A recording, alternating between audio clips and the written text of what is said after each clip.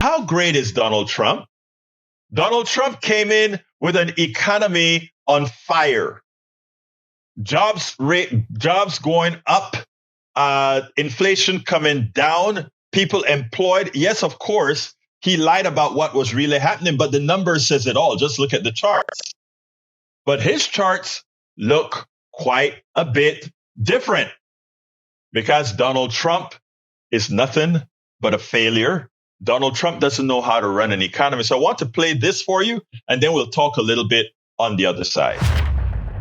Walk me through who was not getting hired or who was losing their job the last month. Yeah, so it's important to remember that this is not even, that when we talk about these job losses, it's not across the board. So what I did when the numbers came out is I actually went back and looked not only at the shift of the past month, but since January, since Donald Trump came into office. And there are some clear winners and losers. White men, Black women, for example, have lost employment since the beginning of the year. That's not just month over month. That's since Donald Trump took office. There are fewer of each of those groups. Laid off. Yes, potentially, or retiring, or, there are lots of ways in which they might have left the workforce. One of the most fascinating aspects of it is I also looked at industries. And so we see, for example, the manufacturing, which was down last month. Manufacturing has lost jobs since January. And to the point about tariffs, like this was supposed to be the argument, right? The argument was, it was one of like 9 arguments, but one of the arguments was these tariffs will bring manufacturing back to America. And it hasn't. It simply hasn't done that. We see, of course, the government jobs are down, largely driven by federal government cuts. So all of these factors, it's not even throughout the economy, but you can consistently see how this points back to Donald Trump's policies. And manufacturing is interesting, Justin, because when we were talking about these tariffs and Donald Trump's desire to bring manufacturing home, one of the things that we pointed to was the tariffs that he put into place during his last administration and how they did not lead to more manufacturing jobs. Of steel tariffs, I believe, how they led to, I think, 70, was it million or 1,000? What was the number? Jobs lost. We're going to go with 1,000 there, Katie. We're going to go with 1,000. Million's a bit too high. 1,000 jobs lost because of Donald Trump's steel tariffs in the first administration. Yeah. So look, it's easy to be mad about tariffs. And there's those of us who argue they're a bad idea. There are reasonable arguments they're a good idea. But what there's no argument about is incompetent, incoherent tariffs are always and everywhere a terrible idea. He started the trade war with no way to win it. Page 1 of the tariff handbook says don't put tariffs on inputs. And so then he goes and puts tariffs on steel and aluminium, which I believe is pronounced aluminum, which are used by factories everywhere. And so what he's done is he's helped these very tiny slivers of the economy. Pittsburgh and the Steelers, they're feeling very good about this. The rest of the economy uses steel. They're doing much worse. Look, the ask from Trump was we all should suffer a little bit to bring back manufacturing, but because the policies are incompetent and incoherent, even manufacturing got hurt along the way. Where are we at in inflation? Are we tackling it? Is it okay? So the cost of living is still, I say, issue number 1 for American families. It really is, more than the job situation. I think that could be something that goes to the forefront in months ahead, but prices are still moving up. I mean, you look over the past 5 years, food prices are up 26%. Auto insurance prices are up 30 or 40%. Housing costs are up 50%. I mean, it's been a really tough 5 years for the American people. And you've got an inflation rate that is still higher than the Fed would like to see. That's why they haven't been cutting interest rates until now. But now the balance is starting to be like, the job market could be tipping. Now we're concerned about inflation, but we're going to have to cut. So what happens when you have bad jobs numbers and bad inflation? It's bad. Yeah.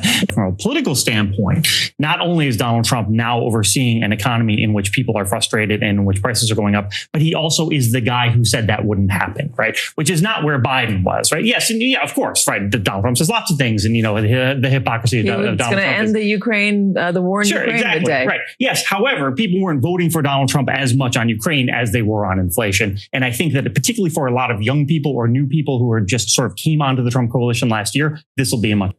Justin, we were headed toward a soft landing after COVID. Did we ever achieve that soft landing? Are we in perpetual landing mode?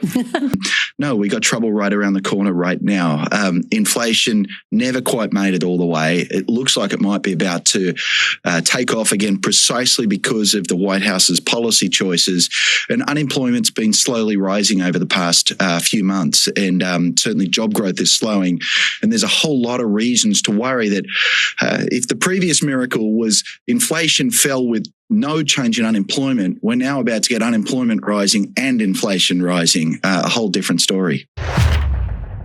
You know, the FAFO kind of thing comes to mind, that the people that elected Donald Trump, except for the part with black women, but for the people who elected Donald Trump, he has screwed them once again. He has screwed them once again. They're the ones whose jobs are being replaced. And of course, the billionaires are happy.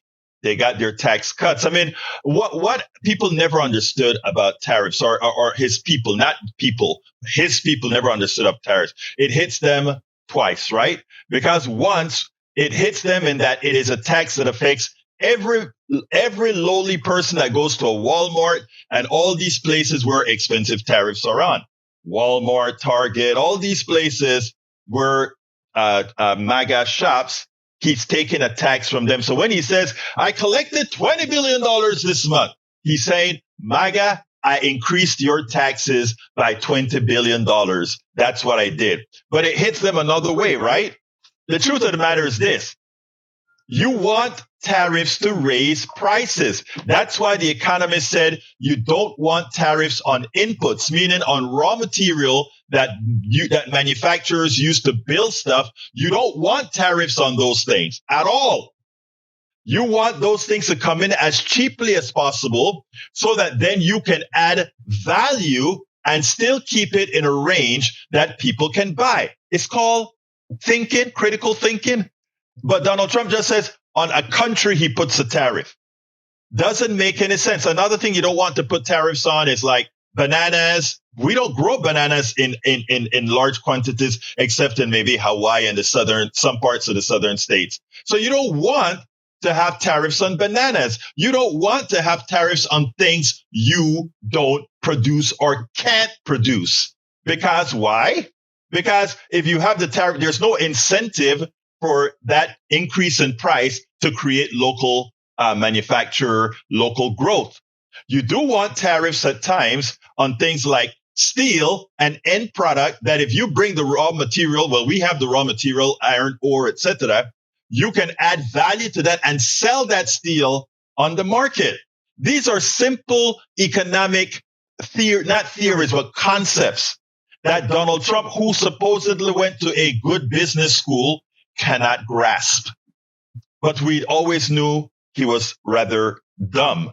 Now, so like I said, we want prices to be higher on things that we put tariffs on to generate a result that we build factories to get the prices to compete with those prices, those new prices that aren't subsidized, let's say by China or other countries. But he doesn't understand that. He doesn't know that. It's Trump. Remember, this is Trump. And of course, again, it is affecting his own. All of our country's problems, from polarization to ignorance on domestic and international issues to a complete misunderstanding of our economic and healthcare systems, are a direct result of a derelict mainstream media that too often bend over backwards to support corporate or bought politicians' wants as opposed to the people's needs for real information to make their lives better. Independent media is the only solution to inform truthfully and factually. Why? Because our loyalties are to you, the ones who fund us with small dollar contributions and subscriptions. Please consider supporting our independent media platforms by subscribing to our Egberto Off the Record newsletter at politicsdoneright.com/newsletter. Again, that is politicsdoneright.com/newsletter. It's an investment that pays incalculable dividends.